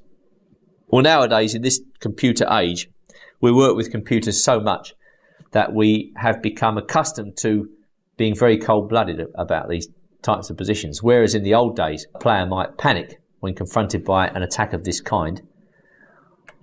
Computers have taught us to be a lot more cold-blooded and objective. And g takes f3, in fact, refutes black's attack. Black's only attacking with the queen and pawn. It's hardly likely that white's going to get mated here. And so it proves black and queen are pawn, but white just snaps it off, centralises the queen, and now there are no threats to speak of whatsoever for black. More than that, it's white who is actually crashing through. And the problem for black in all this is she's got no plan B. The kingside attack must succeed or it's all over. Whereas white has many plans. I mean, the overall plan is to push the queenside pawns, but here we saw white coolly refuting a kingside attack, possibly even winning with a kingside attack of her own. So going back to the game now, perhaps this all helps to explain why black took on c4 and then played f3. But of course, the problem without the white square bishop is that now black's king becomes very, very exposed, and white is able to hoover off quite a lot of pieces, leave the king exposed, and then rather elegantly dance back to h3 with the queen. And it's a remarkable position. Black hardly has any threats at all. King h8 was played. Knight e5, leaving the situation, the rather picturesque situation as it is. Black has no threats. Black takes on g2 and gets the queen out of the way. Queen takes g3.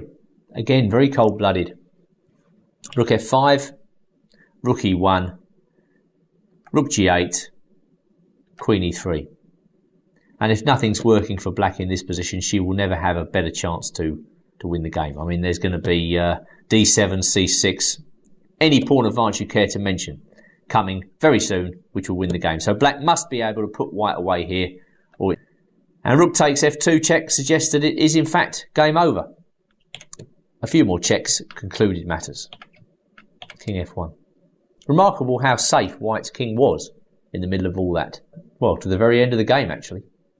So, very interesting game where c3 was employed in place of c4 after black played an early c5. And then queen b1 and eventually b4 and a4 looks like a very good plan for white, I would say.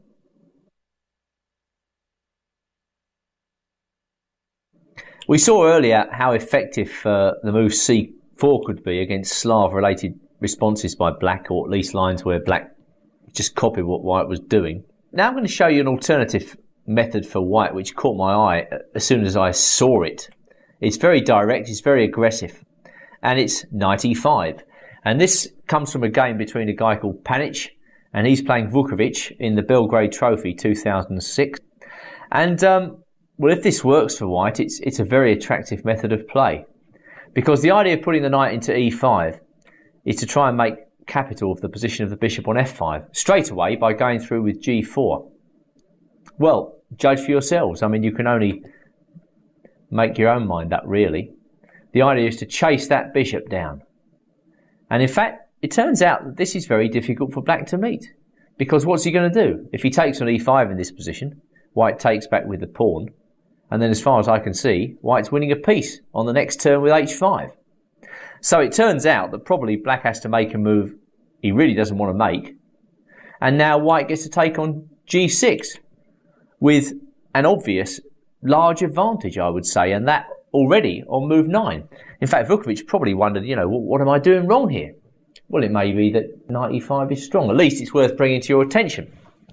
So now it's really a question of where white goes from here. I mean, black's position, although fragmented, is still resilient. Well, white's next move is obvious, bishop d3 attacking the pawn, king f7, but now it's a question of what white does. Well, having established this advantage, Panic now elects to play simply. He thinks that his advantage isn't going to go away. He's happy to mount the pressure by playing c3 and queen c2, and he's leaving it up to black to find a solution to his problems. Well, g5, hoping that white will open the h-file in this position, when the king on e1 might be a little bit unstable. But white is on the ball, again messing up black's pawns, and now he swings across to h2, allowing black to undouble his pawns, but still with the realisation that the black king is very uncomfortable where it stands. It's just a question of completing development and only then going on to the attack. Well, black thrashes around in this game. He's trying to find some counterplay. We can't blame him for that. But because of the solidity of white's pawn structure, white is able to deal with any black attack, even if it's as energetic as the move a5. Again, Panic plays very carefully, just rerouting the knight via a1 to c2 to hold up the advance of the a-pawn. The a-pawn doesn't seem to be going anywhere, so queen c6, making room presumably for the b-pawn. White continues to manoeuvre, gradually bringing his pieces into better positions, and then finally he effects a breakthrough at the right moment, because the knight on c4 is undermined with e4. Okay, b5, e takes d5, and now the strange looking move, queen c7, which we can only understand properly when we examine the alternative, knight takes d5. Now after this move, white's got a very strong response, queen e4, threatening all sorts of infiltration on the king side with queen f5 or queen g6, and at the same time putting the knight on d5 in a pin. So for instance, white's simply threatening to take on e5 in this position with gain of material. Eventually the rook on d1 is going to come into the game.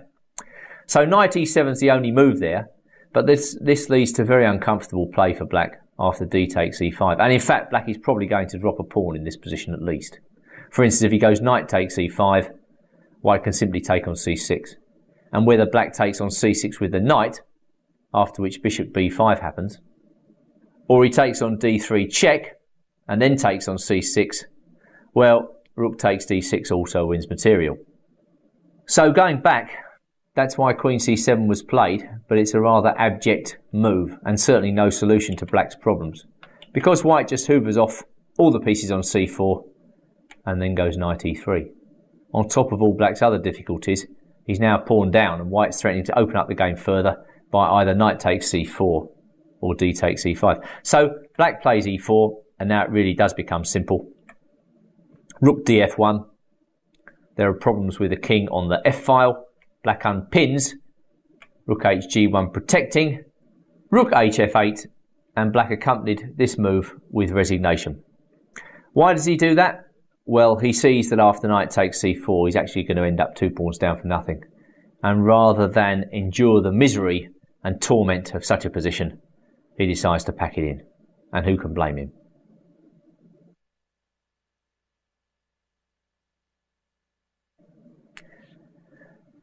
Now, there are many Grunfeld players out there who are not going to acquiesce meekly to a King's Indian type position with d7, d6, and it's as well to know what white should do against this particular setup where black plays d5 and c5. This is a very reliable way to play with black.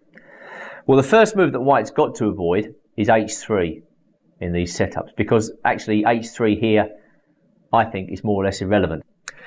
So in the game Malakatko versus Nick Nedaf, which we're going to see now from the World Team Championships in Yerevan 2001, white played the opening very quietly, but deceptively quietly, I would say. This is very deceptive, the placidity with which white is handling this opening setup. All these pieces are coming out. He hasn't wasted any time with h3, and he's more or less challenging black to do something in this position. For instance, there's probably the immediate threat of d takes c5 in this position, which black moves to stop by playing his knight to h5. Now, if we just drop back, if black does nothing, what is white's overall plan in this position? Well, I would say it's the queenside advance again. White can consider moves like queen b1, and then b4, as in the game by Pierre Cramley. There's a rook coming to d1. There's a4 involved there as well. That is White's overall plan of campaign. And Black simply can't just sit there and let that happen.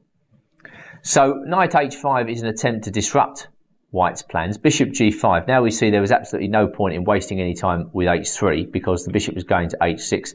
Okay, Black's going to be able to nab the two bishops here.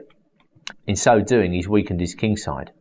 And it's very instructive to see how White takes advantage of this. Now there is a definite threat, I would say, of d takes c5. So Black takes. But of course this opens the e-file for a White rook. So White's next move is not very surprising at all, just activating that rook. The next component in the plan should be to exchange off the light square bishops, because the moves h6 and g5 did not come free of charge. And Black has a lot of weaknesses there around his king on the light squares.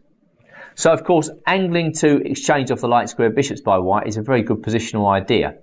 Hence the move knight b3.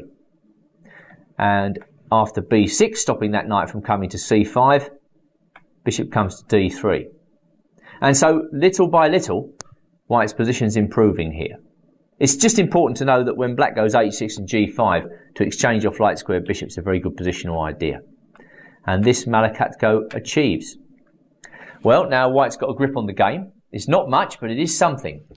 White's got the e-file, he's got a grip on e5, and he's got much the better pawn structure. All very small things, but in the hands of a good player, these small things really do add up. Well, with the grip on the centre, it's time to begin play on the flank. a4. Rook fe8. Knight de5. Knocking away a defender of a5.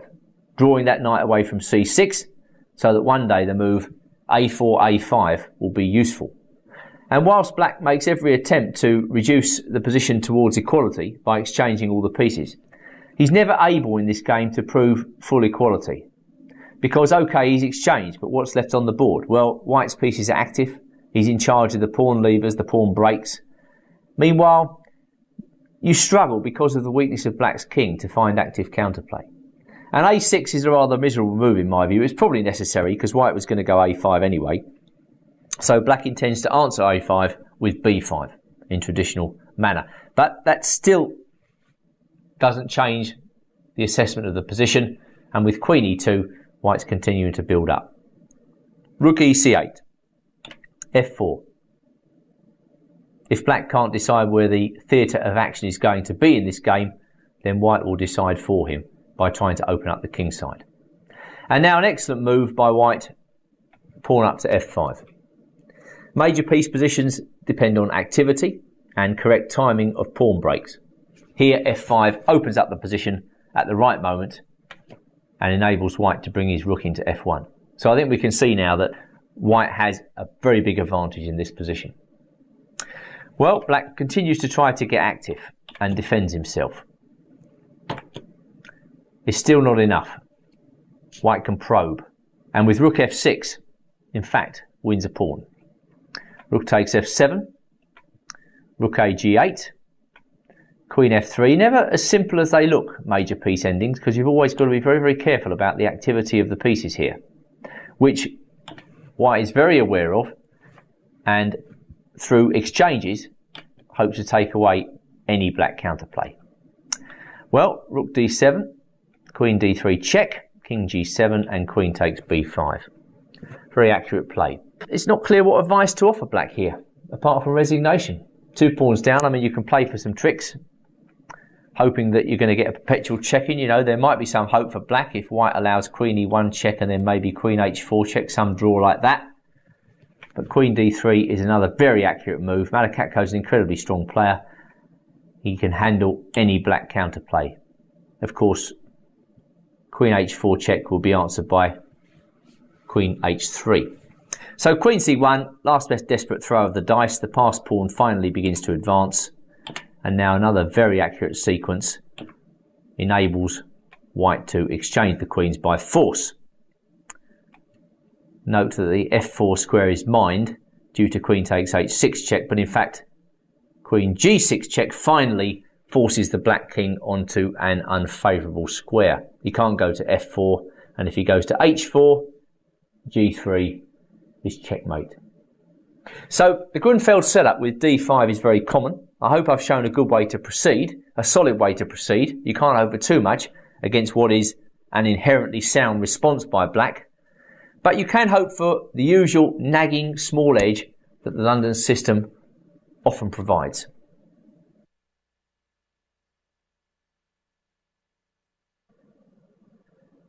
What we've seen on this DVD, I think, is a general introduction to the London system, an examination of typical plans and ideas played in games between very strong players. It's interesting for me to note that the London system can actually be played with black against knight f3, and so I think it's very appropriate that we finish with a couple of black games where you see how the typical plans are demonstrated for the player of the black pieces. And we're going to look at a game now between Monika Szoko and Irina Krush. This comes from the World Under-20 Girls' Championship in 1998. Note the black move order here. And it's a fact that the King's Indian attack with white is played very often at club level, because there are many books out there that recommend the KIA as the universal answer to white's problems. I'm not so sure, and I think the way black sets up her pieces in this game is actually quite interesting. Now, what these positions boil down to is basically how is white going to open up the game. Is she going to play with e4 or is she going to play with c4? In the long run, white can't do without either of these pawn levers. So in this particular game, we see that white is limbering up to play the move e4. She takes her time about doing it, but there can be no doubt about it. After the queen goes to e2, white is intending to play with e4. Now you will note straight away that the black setup is very similar to those which we've already examined. I mean, black may be a tempo down. The idea is still the same. Essentially, black is probably looking to advance on the queen side, maybe with rook to c8, b5, and then the key move c4, undermining white's entire pawn structure. So I think this is a pretty easy idea to understand. Well, Szoko couldn't find anything better than to go knight e1 in this position. Okay, that's obviously a prelude to the move f4. Black castled, pawn up to c3, and now pawn to b5. Again, this is the type of position that resists concrete variations. The concrete variations only come later. It's plans and ideas that are more important. Now we see black going through with a typical plan. This is why this game is so instructive. And what is white to do? I'm not sure that white has an easy move in this position to play. Black's plan is far more obvious from where I'm sitting. Black plans to push those queenside pawns up. But for white, I would say c4's rudely interrupted her designs of a kingside attack. So d takes c4, d takes c4, e5, opening up the diagonal. Both black knights are on pre, so knight d5 was played. And now white doesn't really like the idea of black's queen sliding out to b6. And so she plays her king to h1. Rook comes to c8, knight e4, and now a5. So carrying on with the same theme, it's down to white to prove the pressure on the king side. Actually, that bishop on h7 is a very strong piece here. It can also act as defender. Bishop comes to d2, b4. What could be simpler than that? Rook c1. And you see, my main point is that dyed-in-the-wool King's Indian attack specialists are not going to be expecting your setup. They will have far more experience in this type of position, playing against setups where the black bishop, the light square bishop, is on b7. But here on h7, it adds a completely different slant to the game. It's very important that black is influencing the central squares e4 and d3, particularly d3. And it's this insidious control of d3 that gives white problems and forces her to make moves she doesn't really want to make. I mean, you don't see white playing bishop d2, rook c1. in traditional KIA positions. So white's basically got to change her game plan in the very opening. And this is precisely where King's Indian attack players at club level are at their weakest. They want to read out the moves, play prescribed plans that they've seen in the books. When they have to change their plan, I'm not at all sure they're going to find the right counters. And this is precisely what happens in this game as white slips into a passive position. Bishop takes b4. She didn't want to play that move. Black was threatening moves like knight takes a2, possibly knight d3. It was difficult for white already. Knight f3. Queen a5. Knight fd2. In case you're wondering why white is not capturing on c4 in this position, there's a fairly simple refutation of that move involving a nasty fork on e3. So going back to the game now, perhaps that's why white played knight fd2. But then c3 continued the inexorable advance of the queenside pawns. It really is difficult for white to restrain that c-pawn. And of course, the further that pawn gets up the board, the more restricted white's options become. Well, rook c1, queen takes a2, knight d4. I mean, this is all pretty miserable stuff from white's point of view. Queen c4 is an excellent move, by the way, just hinting at the fact that white's knights might not be the most secure pieces in the world. Queen f2 was played, bishop takes e4, another unstereotyped capture. But the idea is clear. She wants to play bishop c5. Well, what happens next is all very unfortunate for white. Black has snaffled a piece. White can thrash around for a little while, but in the long run, she's not going to be able to stop black realising the advantage of the extra piece. And Crush actually handles the tactics extremely well in the rest of this game. Queen c3, game-winning move, no doubt about it. The longer the game goes on, the more apparent it becomes that white has zero compensation for the piece. I mean, she can try a few cheapos, but queen e3 really ends all resistance. I mean, once white starts going backwards, it really is game over. And now rook cd8, a move I like very much, just fully coordinating the black pieces. And really, it's time to resign. Which rook d1, forced. Clear evidence that the London system can be used against the KIA, and particularly against plans where white is limbering up to play e4. An effective and instructive game by Crush.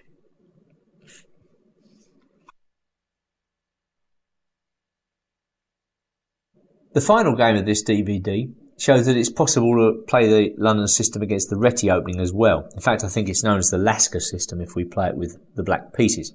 Whereas in the last game, black chose a very successful setup against an early plan of e4 by white. Here we see the much more critical, from black's point of view, plan by white of playing an early c4. And the reason this is critical because it lets the white queen out to pressurise b7. And we're going to see a game here between Pantsulia and Kobalia, played in 2005, where black answered white's early queen attack with queen b6. This is the mainline move. And the reason I show this game is to try and encourage black to play these positions. I mean, black should not be afraid of the early exchange of queens, despite the damage to the pawn formation, because it's quite easy for black to defend the pawn at b6.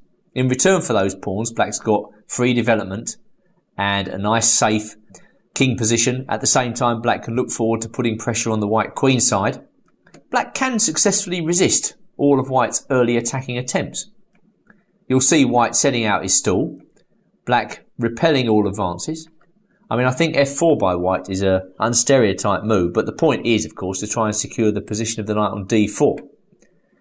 Bishop comes out to c5 to try and destabilise that knight. Bishop protects knight. And now pawn up to h5. An interesting move, creating counterplay on the king side. And we quickly see in this position that white actually really has nothing. I mean, probably it's an equal position. But black is fine. If you want a reliable system for black to play against the Reti, and in particular, or maybe even the English, you can get this set up, then putting the bishop on f5 early is quite a reasonable idea. Now it's just a game of chess where the better player is going to win. Okay, well, rook hc8. Why not occupy the open file? a3. enabling the rook on a1 to move. And now knight comes to e8. Main idea of this is to get rid of the dominating white knights. Well, rook a c1. A pair of knights come off. And now a very interesting move, rook a5, a move that not everybody would consider first off, because it looks as though it makes the black rook prey to moves such as b4. But white has tactical problems in this position. The knight on b5 is on pre, the bishop on e3 is a little bit loose. Well, black, if anybody, is better here. Bishop takes c5 was played. The problem for white is that white doesn't really have a natural move. If the knight retreats to c3, that runs slap bang into black's d5 to d4, winning a piece. So bishop takes c5 doesn't necessarily look like a very good move, but I think it was forced upon white. It's proof positive, actually, that white has no real play to speak of. Well, rook b1, I think that is the best move. I mean, without that, white's just a pawn down for nothing. With the a-pawn facing the firing squad as well. Rook a2, rook takes b6. And now a move which brings the light square bishop back from the dead. Bishop takes d3. Of course, white was relying on rook takes b7 check in this position. But now, rook c7, just carefully neutralising white's pressure. And black can take time out to play g6. And what have we got here? Well, we've got a position where material balance has been re-established, but the bishop on f3 is innocuous, ineffective, and the black rook is in much the better position. So what remains on the chessboard is very important, and what we've actually got here is a very passive white setup, which black exploits to the full with that excellent move bishop takes e2. Bishop takes e2 and then d3. And, well, I think it's all over. Black manages to coordinate the pieces and wins rather comfortably. And now his mate next move, king h4, knight f3, checkmate. An elegant and fitting way to finish our investigation into the London system. We've seen that the London system is a potent weapon in the right hands. But apart from Vlado Kovacevic, who else uses it at the Grandmaster level on a regular basis? So, is it of any use other than as a surprise weapon? Well, I think it is. And I like to identify several key types of player which I think the London system will be perfect for. Firstly, I think it's good for busy players. Those guys with not an enormous amount of time on their hands, but still want to play a good game of chess and just want to avoid heavy theory and get a middle game where the themes are relatively easy to understand and thematic. Secondly, I think it's the perfect opening for lazy players. I mean, perhaps you don't like to consider yourself in that category, but there are a lot of lazy players around. Don't want to learn a great deal of theory? London system's good for you. Thirdly, I think it's the perfect opening to play against booked up juniors, calculators and attacking maniacs. You know, we all know these types of player from our own experience. London system is the type of opening which they absolutely hate. And finally, I should always remind you that the London system tends to promote a complex middle game position where the best player wins. And if you're on top of the main themes and ideas, you're bound to immediately have quite a distinct advantage against your opponent. It remains for me to wish you good luck and get that bishop out to f4 as quickly as you can.